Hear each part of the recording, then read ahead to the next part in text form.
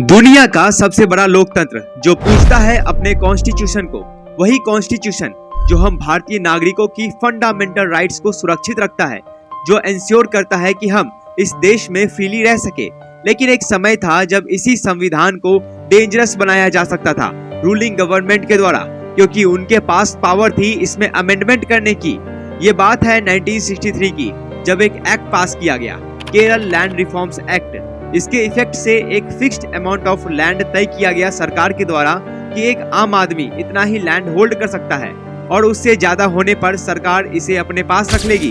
तभी केरल के एडनीर मठ के कुछ लैंड भी गवर्नमेंट के पास चली गई। मठ के हेड केशवानंद भारती अप्रोच करते हैं अपने लॉयर दोस्त को। लॉयर को इसमें एक अपॉर्चुनिटी नजर आती है।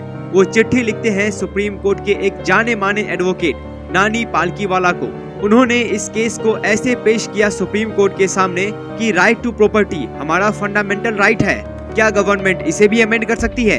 ऐसे तो गवर्नमेंट के पास अनलिमिटेड पावर हो गई और मनचाही संशोधन कर सकती है। तब सुप्रीम कोर्ट ने बनाई द बेसिक स्ट्रक्चर डॉक्ट्रिन। हालांकि इसे कहीं लिखा तो नहीं गया है, लेकिन कोर्ट ने कहा है कि हम इसे केसेज बाय केसेज डिसाइड करेंगे। इतिहास का सबसे बड़ा 13 जजेस की बेंच बैठी और 68 दिनों की लगातार हियरिंग के बाद डिसीजन गवर्नमेंट के पक्ष में जाती है, इस बेसिस पर कि अगर सब अपना लैंड क्लेम करने लगे तो सरकार के पास तो लैंड रहेगा ही नहीं, डेवलपमेंट प्रोजेक्ट कैसे होंगे। इस केस के बाद राइट टू प्रॉपर्टी को फंडामेंटल राइट से हटा दिया गया और सरकार को आर्बिट्ररी अमेंडमेंट करने से भी रोका गया कि कॉन्स्टिट्यूशन की फंडामेंटल बेसिक्स को अमेंड नहीं किया जा सकता। केशवानंद भारती जी अपने सपने में भी नहीं सोचा था कि एक छोटा सा जमीन का केस इंडियन जुडिशियल हिस्ट्री में one of the important judgement बन जाएगा।